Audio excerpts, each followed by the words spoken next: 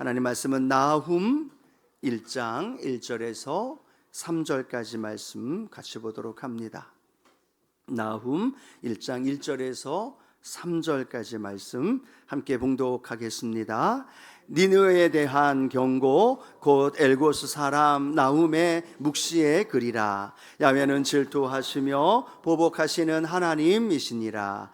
야훼는 보복하시며 진노하시되 자기를 거스리는 자에게, 야훼는 보복하시며 자기를 대적하는 자에게 진노를 품으시며, 야훼는 노하기를 더디하시며 권능이 크시며 벌받을 자를 결코 내버려 두지 아니하시느니라. 아멘. 함께 읽은 말씀을 가지고요, 나훔 하나님의 위로라는 제목으로 함께 하나님 말씀을 나눕니다. 함께 고백해 볼까요? 나훔 하나님의 위로. 네, 오늘은 나훔에 대한 하나님 말씀을 나눌 텐데요, 오늘도 나훔서를 설교하기는 저도 처음입니다. 여러분, 나훔에 대해서 많이 들어보지 못하셨을 거예요. 지난번에 여름에 가장 읽고 싶어하는 성경이 어떤 성경이라고 말씀드렸어요? 오바댜? 그렇게 충격을 줘도 잊어버리시는군요.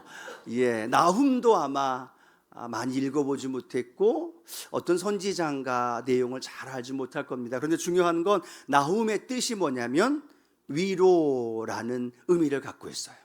그래서 하나님은 나훔 선지자를 통해서 선포하는 이 하나님의 백성들에게 무엇을 주기 원하셨을까요? 위로를 주기를 원하셨어요. 삶과 환경과 조건 여러 가지 힘들고 어려운, 특별히 오늘 나훔서에 보면 니느웨 백성들에 대한 심판과 멸망에 대한 것을 선포하고 있는데, 니느웨 백성들의 심판, 멸망을 통해 간접적으로 하나님은 나훔 선지자를 통하여서 이스라엘 백성들에게 위로를 주기 원하셨던 것, 오늘 위로 주기를 원하셨던 그 주님이 오늘도 이 예배 안에 저와 여러분에게 그 위로를 부어 주실 줄로 믿습니다. 나훔을 통해 이스라엘 백성들에게, 또 이 말씀을 통해 함께 예배드리는 저와 여러분에게도 하나님 어떤 은혜를 주길 원하느냐? 위로함 주시길 원하시고 평강을 주길 원하시고 그 마음에 소망을 부어 주시기를 축복합니다. 그런 마음 가지고 우리 나훔에 담겨져 있는 하나님의 말씀 우리가 알아보면서요, 여러분들이 집에 가셔서 꼭 나훔 3장밖에 안 됩니다. 읽어보시면서 그 안에 주신 하나님의 위로 누리는 저와 여러분 되기를 축복합니다. 자, 나훔을 통하여 우리에게 주신 첫 번째 하나님의 말씀은요, 구원받은 후 제대로 살아야 된다라는 거죠. 한번 따라 고백할까요? 구원받은 후 어떻게 살아라? 제대로 살아라 라고 말씀합니다. 여러분, 니느웨, 아수르 하면 몇 주 전에 함께 말씀을 나눴던 선지자, 혹시 기억나는 선지자 있나요? 요나 있습니다. 대답을 안 하시면 어떻게 할까 했는데 요나라고 말씀하셨어요. 요나를 통해 하나님이 니느웨에 가서 하나님의 말씀을 선포해라. 다시스로 갔지만 큰 물고기 속에서 하나님 그를 건져주시고, 그리고 니느웨에서 선포하신 이후에 하나님이 그들을 통해 왕으로부터 짐승들까지 굵은 베옷을 입고 회개했을 때 하나님 니느웨 백성들을 어떻게 하셨어요? 용서하셨죠. 구원하셨어요. 그들을 멸망하시려고 했지만 그들이 회개하는 모습을 보고 그들을 구원하시고 그들을 건져 주셨다라는 겁니다. 그러면 그 이후에 니느웨 백성들의 삶은 어떻게 해야 될까요? 그들의 삶 가운데 악행을 버리고 회개했던 것처럼 그 삶을 계속 이어져야 했음에도 불구하고 기록을 보면 이 아수르 백성들, 니느웨 백성들은요, 더 잔인하게 머지않아서 더 악한 행동과 또 그 모습들을 보여주고 있다는 거죠. 자신들의 제국의 강인함을 많은 사람들에게 자랑하면서 교만한 모습 속에 포악한 행동을 일삼습니다. 그들은 세계 역사 속에서 가장 잔인한 민족 중에 하나다라고 이야기를 하는데요, 성경뿐만 아니라 다른 기록에 보면 여러분, 보통 전쟁에서 이기면 포로들을 끌고 가잖아요.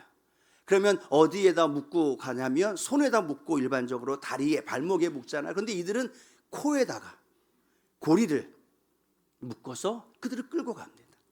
손과 발을 절단하고 머리통을 기둥에 세우고 살아있는 사람들의 그런 가죽을 벗기는 일들을 너무나 그렇게 그냥 잔인한 행동들을 모습들을 가졌던 이 아수르 니느웨 백성들의 모습을 우리는 역사 속에서도 그렇고 성경을 통해서도 우리에게 보여준다라는 거죠. 구원받았고 용서받았고 그 은혜로 말미암아 니느웨가 지금도 유지되고 있음을 까마득하게 잊어버린 채 그들은 더욱더 포악한 행동과 흉악한 행동들을 일삼으며 살아갑니다. 나훔서 3장 1절을 보면 성경을 통해서 그들의 행한 모습을 이렇게 설명하는데요. 화 있을진저 피의 성이여 그 안에는 거짓이 가득하고 포악이 가득하며 탈취가 떠나지 아니하는도다 라고 말하고 있다는 겁니다. 피의 성입니다. 거짓이 가득하고 포악이 가득하며 탈취가 끊이지 않았던 그들, 하나님이 그들을 회개했을 때 용서해 주셨고 구원해 주셨음에도 불구하고 계속되어지는 그들의 포악한 행동과 악행으로 인하여 하나님은 공의의 하나님이기 때문에 그들을 멸하실 수밖에 없고, 그 멸하심에 대한 심판의 메시지가 나훔을 통하여 그들에게 선포하고 있다는 거죠. 요나를 통한 하나님의 긍휼하심은 니느웨를 회개하게 하셨다는 거예요. 근데 이제는 나훔을 통하여서는 회개할 기회를 주지 않으시고 하나님은 이제 심판하시겠다 라고 말씀하시면서 그들은 결국 바벨론 나라의 612년에 멸망을 당하는 모습을 보게 됩니다. 그런데 여러분, 이 사실이 왜 이스라엘 백성들에게 위로가 됐을까요? 왜냐하면 아수르 나라가 북이스라엘을 멸망시켰거든요. 그리고 나서 바로 밑에 있는 남유다도 계속해서 공격을 합니다. 조공을 바치고 그렇게 많은 것들을 내어드렸음에도 불구하고 아수르 나라는, 니느웨는 이 남유다를 괴롭히고 포악한 행동을 하고 잔인한 행동들을 계속했기 때문에 이 남유다의 마음속에 늘 불안이 있었던 거예요. 저들이 언제 쳐들어올까? 또 무엇을 저들에게 내어줘야 할까? 공포와 두려움과 낙심되어졌던 모습들이 가득했는데 나훔 선지자를 통하여 들려지는 소식이 어떤 소식이에요? 그 니느웨가 심판받는다는 거예요. 멸망받는 거예요. 정말? 이라고 말하면서 한편으로는 이 이스라엘 백성들 마음속에 나훔을 통한 위로함이 그들 마음 가운데 함께 하고 있음을 우리에게 보여주고 있다는 거죠. 여러분, 이 니느웨 사람들의 구원받은 이후에 그들의 삶이 변화되었지 않았던 그 모습들은 니느웨 백성들의 모습만이 아니죠. 이스라엘 백성들은 어떻습니까? 애굽에서 400여 년 동안 종살이를 합니다. 근데 그들이 예수님 안에, 하나님 은혜 안에서 출애굽, 이젠 노예가 아니라 자유인이 되어집니다. 하나님이 예비한 가나안 땅을 향해 걸어갑니다. 그런데도 그들의 마음속에는 여전히 어떤 모습이 있어요? 노예의 근성, 노예 때 살았던 사고방식들이 그대로 가지고 있는 거예요. 틈만 나면 원망하죠. 틈만 나면 불평합니다.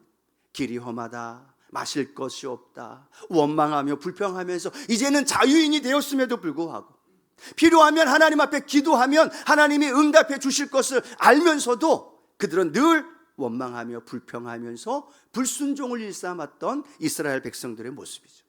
또 하나님 앞에서도 우상 숭배하며 살았던 그들의 모습을 계속해서 성경은 우리에게 보여줍니다. 여러분, 이스라엘 백성들만의 모습이 아니죠. 저와 여러분의 모습도 어쩌면 니느웨의 모습이 아닐까, 어쩌면 이스라엘 백성들의 모습이 아닐까.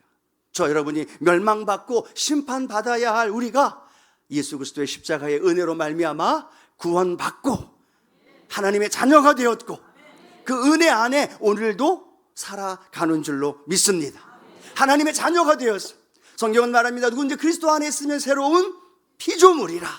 이전 것은 지나갔으니 보라 새 것이 되었도다. 할렐루야. 저 여러분, 새 것이 되었는데 여전히 옛사람의 모습, 옛 성품, 니느웨 백성들처럼 잔인한 행동들, 악한 모습들, 하나님의 자녀가 됐고 교회에 와서 예배는 드리지만 여전히 우리의 마음속에, 삶의 모습 속에 하나님 앞에서 선한 일들, 또 하나님의 자녀로서의 삶을 살아가고 있지 못하다면 오늘 성경 말씀처럼 니느웨 백성들의 모습처럼 그 삶이 아니라 하나님 앞에 다시 은혜 받은 자로 살아갈 수 있는 저와 여러분 되어지기를 주님의 이름으로 축복합니다.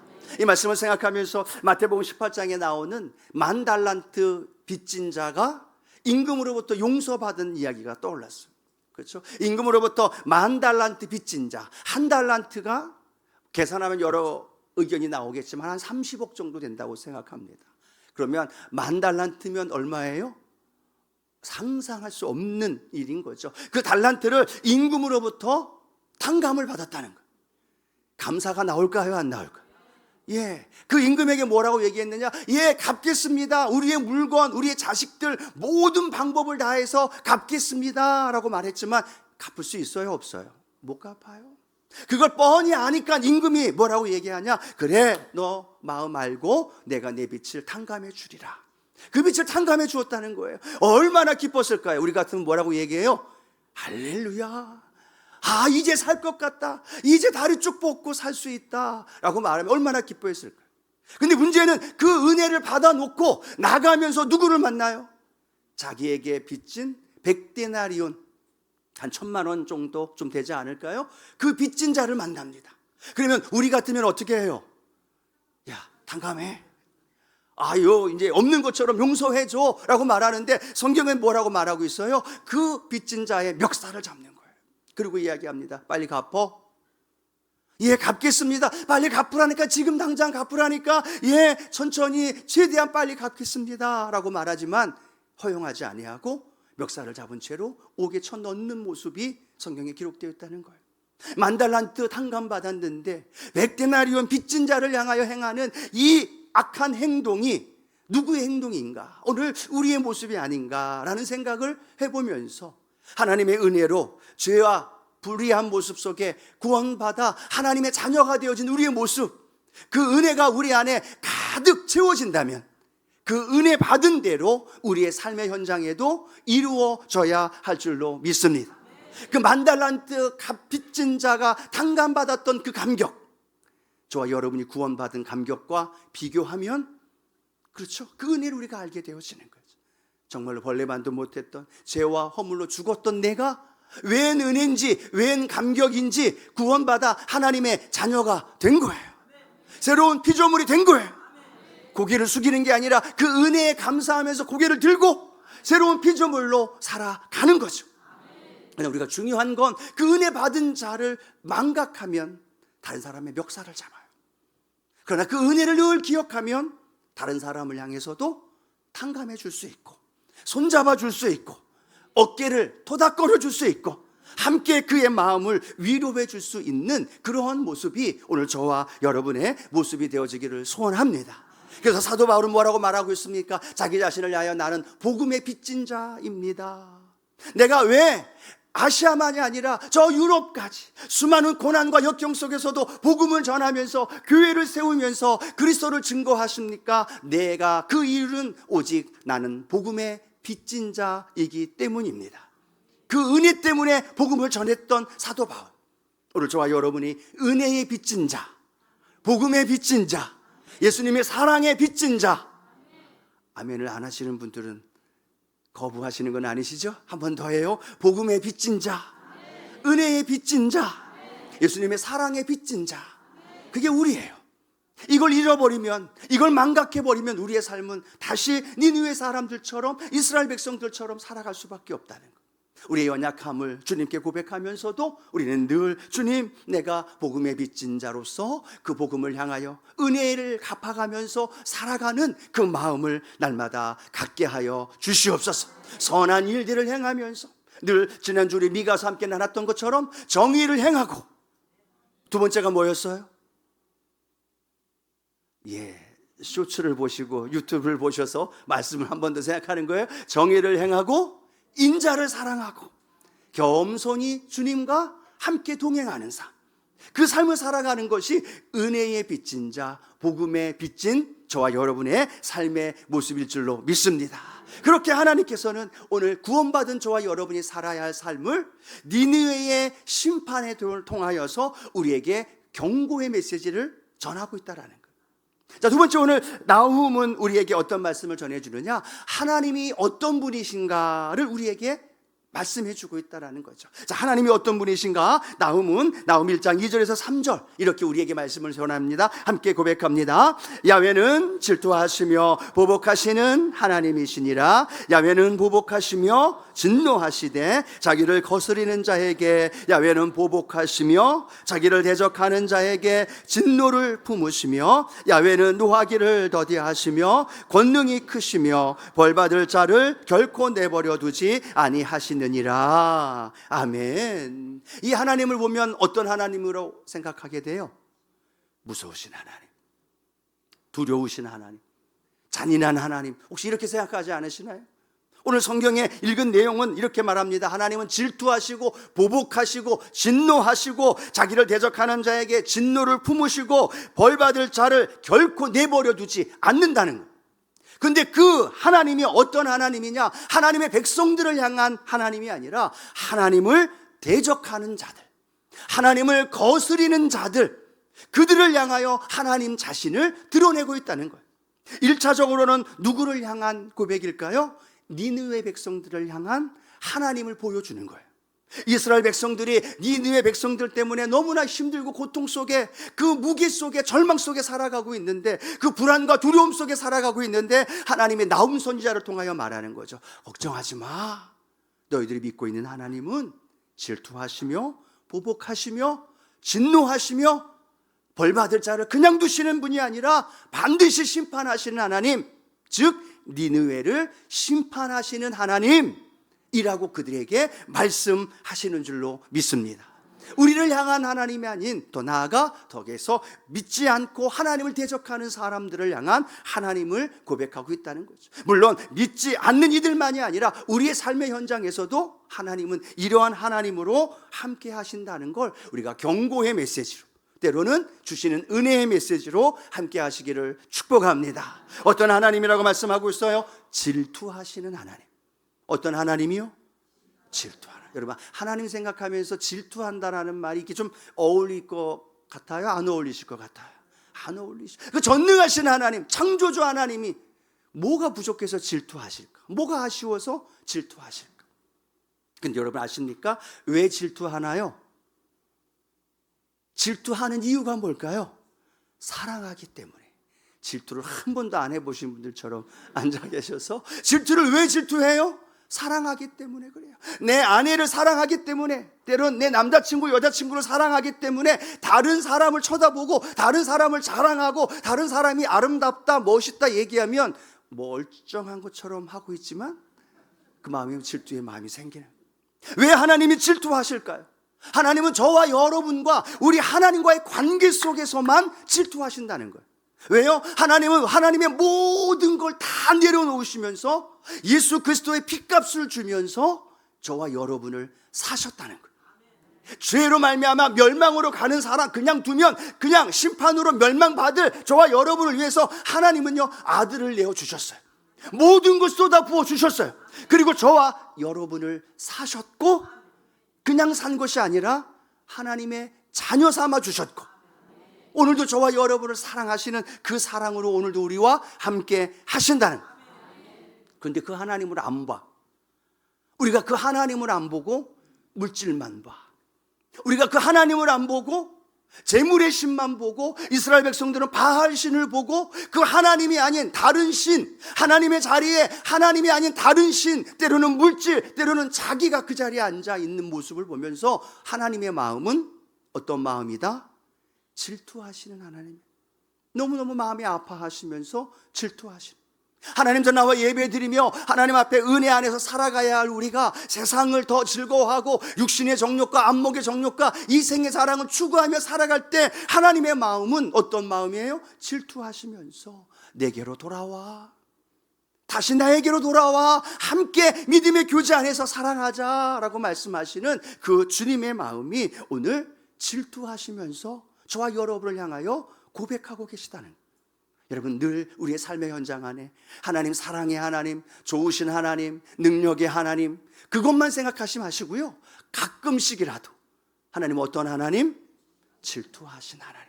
나를 너무너무 사랑하시기 때문에 그 사랑에 방향이 틀어지고 그 사랑에 마음이 생겨지고 그 사랑에 다른 길로 걸어가게 되어지면 하나님은 너무너무 질투하시면서 다시 우리가 주님만 바라보기를 원하신다는 것 기억하면서 그 질투하시는 하나님의 은혜가 다시 하나님께로 돌아가는 오늘 이 예배가 되어지기를 축복합니다.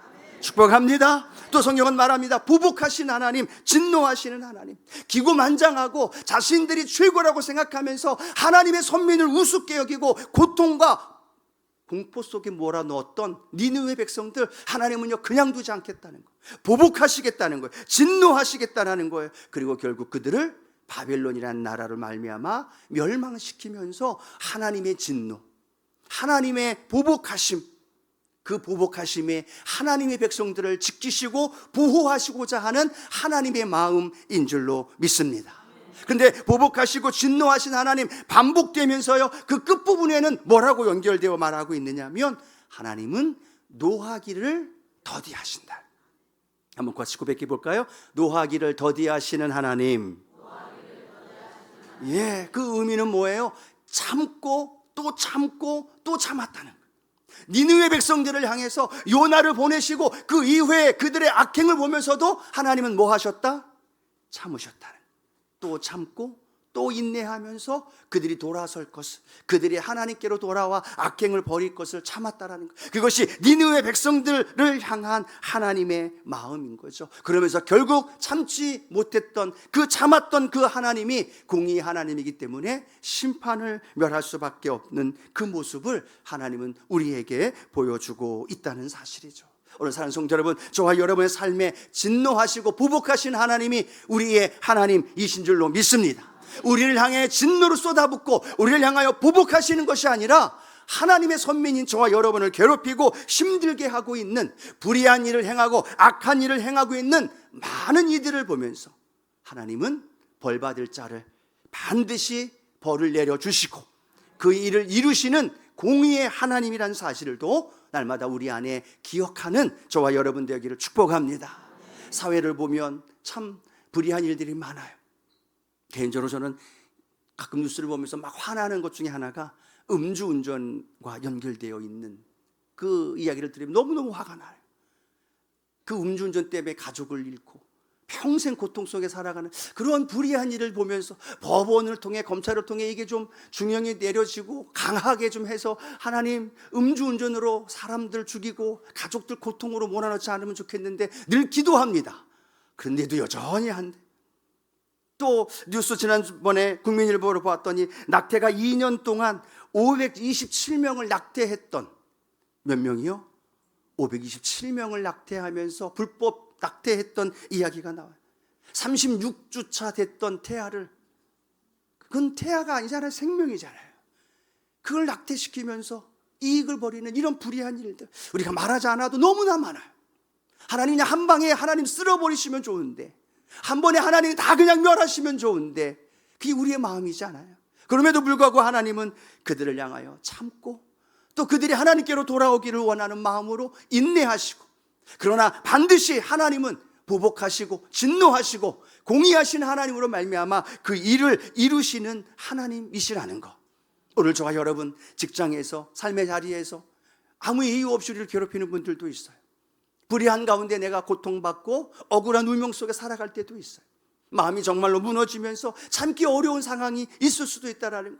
그래서 여러분 기억하십시오.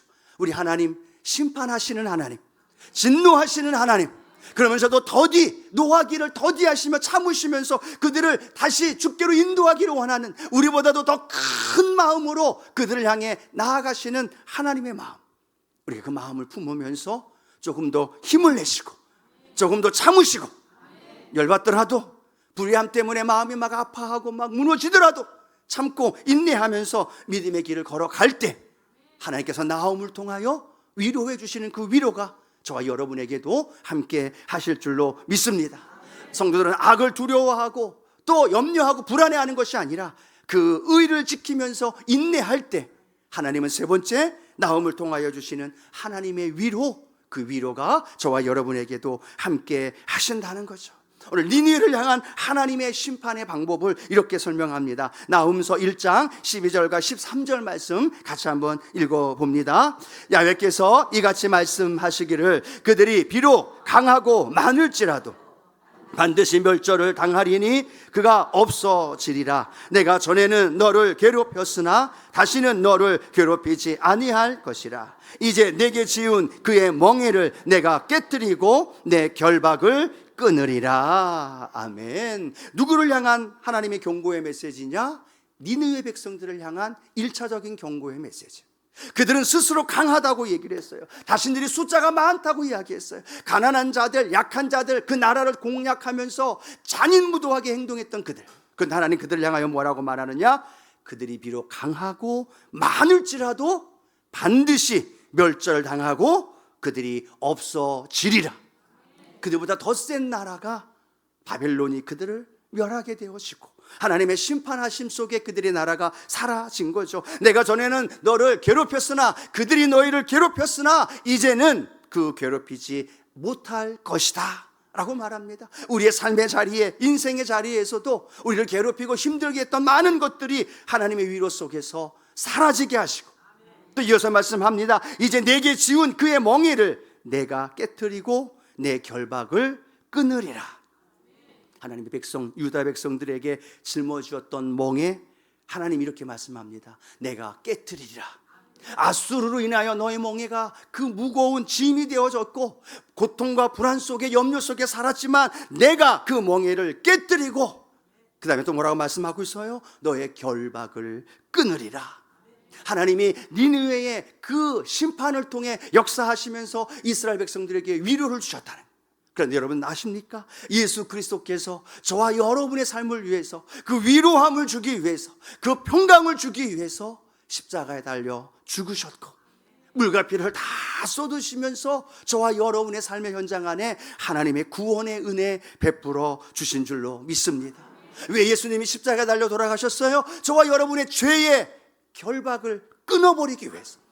우리의 삶에 다가온 수고하고 무거운 짐들, 또 고통과 질병과 아픔의 그 많은 상처와 그 많은 결박들을 주님이 끊어버리기 위해서 십자가 지셨고 물과 피를 다 쏟으셨고 고난 받으시면서 십자가를 통해 내가 다 이루었다.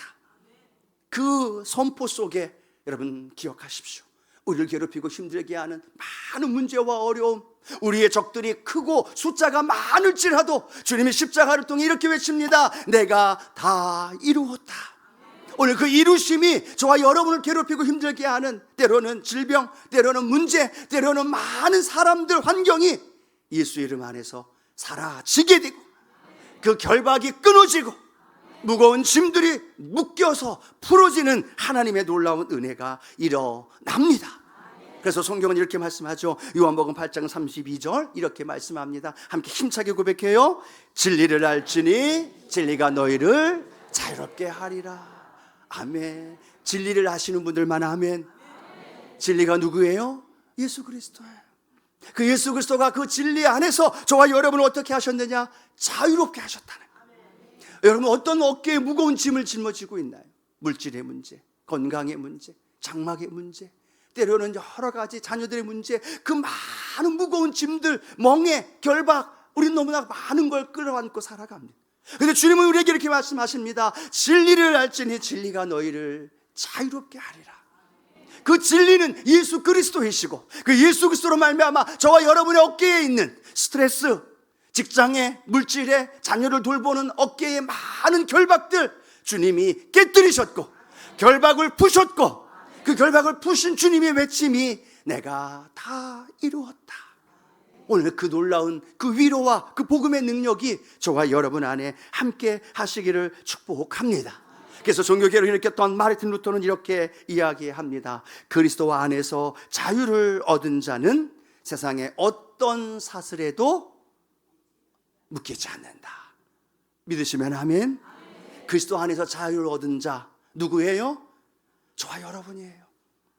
한번 제가 그리스도 안에서 자유를 얻은 자 하면 바로 접니다. 힘차게 한번 외쳐보세요. 그리스도 안에서 자유를 얻은 자 믿으십니까? 아멘. 그 얻은 자는 세상의 어떤 사슬에도 물질에, 건강에, 자녀의 삶의 환경에도 우리를 묻고 우리를 억압하려고 다가온다 할지라도 예수 그리스도 안에서 자유를 얻었기 때문에 그 모든 멍에는 풀려졌고 결박도 끊어졌고 그 주님의 능력에 그 위로의 소망이 저와 여러분 안에 일어납니다. 그래서 오늘 사도 바울은 로마서 8장 37절을 통해 우리에게 이렇게 선포하는 말씀, 힘차게 우리 선포하고 말씀을 맺길 원합니다. 그러나 이 모든 일에 우리를 사랑하시는 이로 말미암아 우리가 넉넉히 이기느니라. 아멘. 어떻게 이겨요? 넉넉히 이기느니라. 주님이 우리의 대적들을 심판하시고 주님이 우리의 삶의 문제와 어려움과 또 죄의 문제, 질병의 문제, 사망의 문제까지 십자가에서 다 이기셨고 그 이김이 우리를 사랑하신 이로 말미암아 하나님 우리가 넉넉히 이깁니다. 위로함이, 소망이, 오늘도 용기와 담대함이 오늘 저와 여러분 안에 함께 하시기를 축복합니다. 그래서 하나님 어깨를 활짝 펴고 한번 어깨를 펴보십시오. 어깨 펴고 얼굴 환하고 비가 와도 이게 은혜의 비가 되어지는 것이 마음속에 하나님 주시는 승리의 이 위로함의 그 놀라운 축복이 저와 여러분 가운데 함께 하면서 어떤 문제 앞에도 당당하게 주님이 해결하신다, 주님이 응답하신다, 이 믿음 가지고 그 승리의 역사를 맛보는 우리 순복음의 성도님들 되어지기를 주님의 이름으로 축원합니다.